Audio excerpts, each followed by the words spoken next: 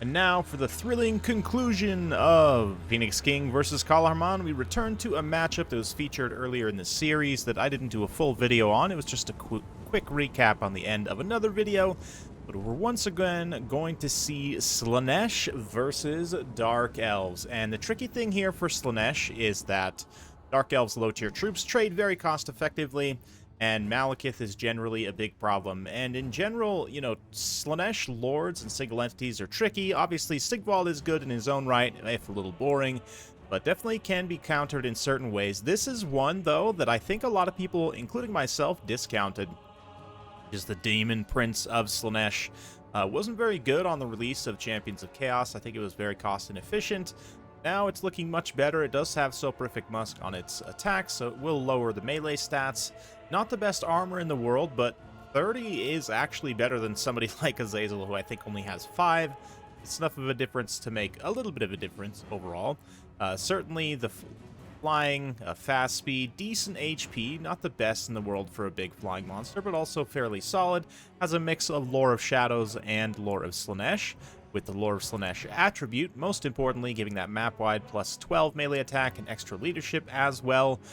This Fiendish Musk here is another AoE debuff in melee, will also give a minus 8 melee attack, a little bit of speed debuff, so it kind of helps to balance out the stats.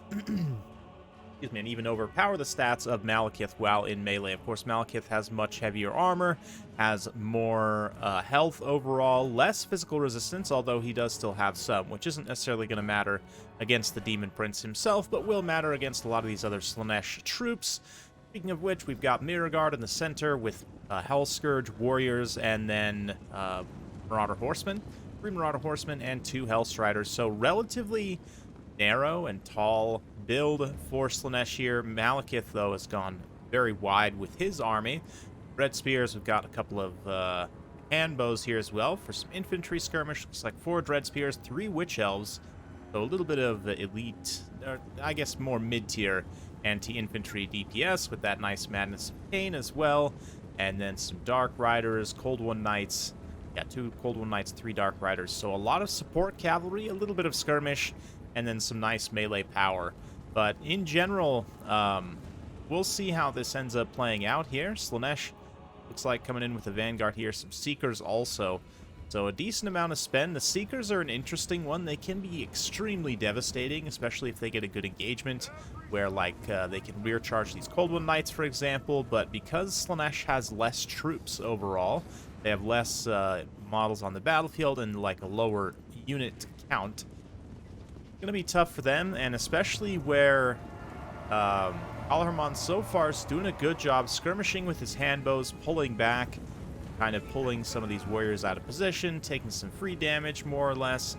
Just playing very patiently and very smart right now. I mean, the handbows can more or less out DPS. The Marauder Horsemen aren't really being used in a super skirmish role right now. I mean, they're throwing some javelins and some dread spears, which is fine, I guess, but let's see here.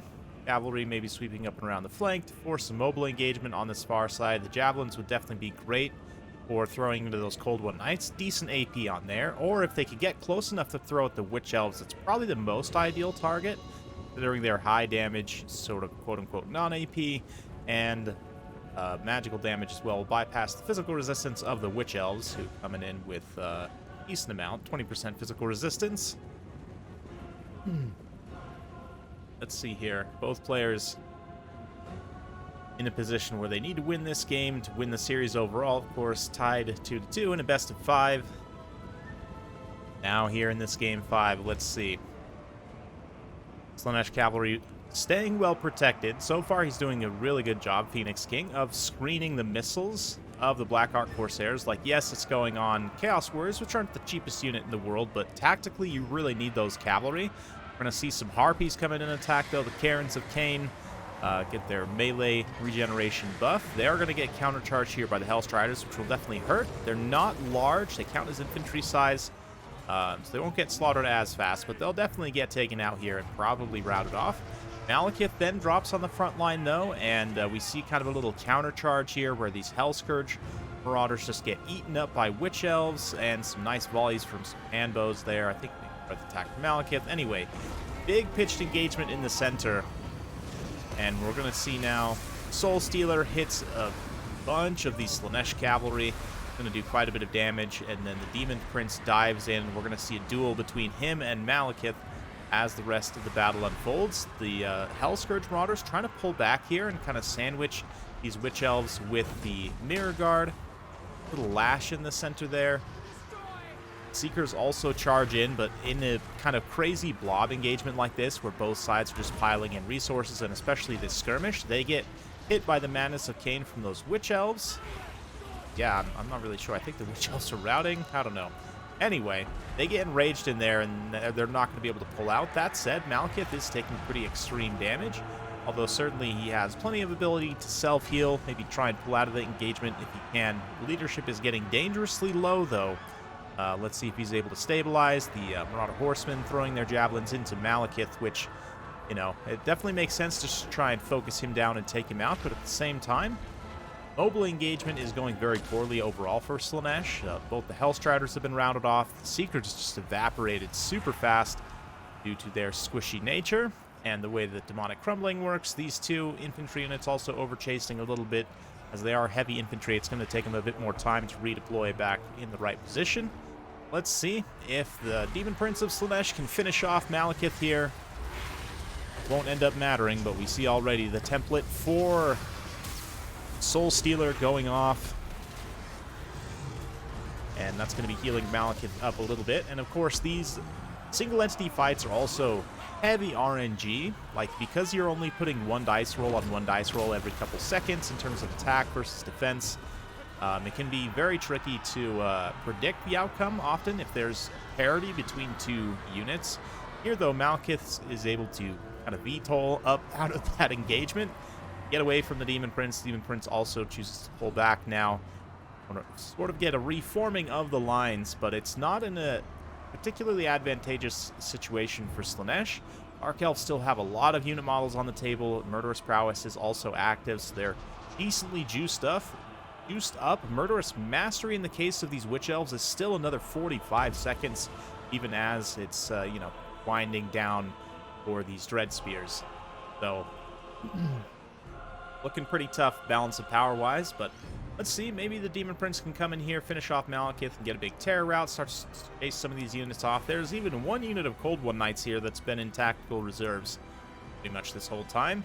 That, you know, is basically completely untouched. Can now come in the late game and get some nice rear charges on these armored infantry, utilize that armor-piercing damage. Best effect. Let's see. The Madness of Cain also. A lot of people forget that not only does it enrage, but also has a small melee defense debuff. Not particularly impactful, but it definitely gives that extra % chance to hit to the Witch Elves as they're fighting these Slaanesh warriors in melee. So let's soak up a few last cinematic shots of this nice infantry fight. The Witch Elves and the Mirror Guard, the Slaanesh warriors duking it out. We get the Dark Riders in here, and then the big duel. Malekith and the Demon Prince.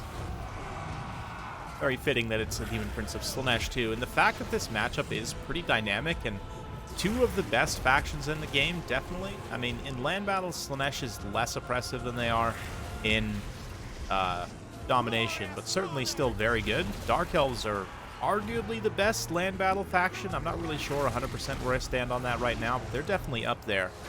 That said, certainly an interesting matchup, and I do love the pick of the Demon Prince here. I think Phoenix King's army just kind of let him down, because at the end of the day, the Demon Prince gets it done and is able to more or less trade with Malekith, which is the best that can be asked for, I guess, given the situation. Again, because of the random nature of the attack and defense dice rolls, that engagement could have gone differently. Certainly, could have gone, you know, one-sided in either direction, but them sort of trading, I think, is most appropriate. And as a result, you see that the Slaanesh army, the fact that they kind of lose out to the Dark Elves army, right, in the Lord trading. Super eloquent today, but anyway, you know what I mean. The Lord's trade, so it comes down to the armies, and this Dark Elf armies ends up winning. There's just more to work with here. I really like the Witch Elves in support, even if they don't necessarily pay for themselves. The tactical reserve, Cold One Knight too, I think obviously was forgotten about by Caller It happens to the best of us, even in high-stakes games. But he ended up actually having use for it there, being healthy in the late game. I also love the pick of the handbows here in particular. Not overindulging in them, but just having a couple to try and skirmish down really punished the lack of width in Phoenix King's build. Obviously, the sort of in vogue right now is to take lots of devoted marauders, and I do think Phoenix King would have benefited from that. Like, maybe you keep the mirror guard, as they are very good mid to elite infantry. Kind of hard to tell. But all these other Hellscourge Marauder or warriors, I think you can just cut them and go for a nice wide Marauder build with anti-infantry Marauders, maybe a couple spears if you want to help support the mobile engagement. And I like the pick of the Seekers. They do actually end up paying for themselves, technically, on DPS. But tactically, the usage there, them dying so early on, I think, was potentially tough. I don't know. Hard to say. Slaanesh Horsemen, of course, do reasonably well. And surprisingly, the Hellstriders also only one pays for them. Kind of the tail of the tape here. They had been able to beat out those Dark Riders. Cold One Knights are always going to be a tough trade for them, though, which is one interesting aspect of this matchup specifically. I guess that's kind of why you bring the Seekers, but I don't know. I guess they didn't end up really fighting the Cold One Knights too much. They ended up fighting some other stuff. But, yeah, very interesting matchup. Great series. Very well played to both of these players. Some great games. And I look forward to casting more of this BBB tournament for you guys in the future. Be sure to stay tuned for more. Subscribe if you haven't. Leave a like. Hit that bell. All the YouTube stuffs. See you next time.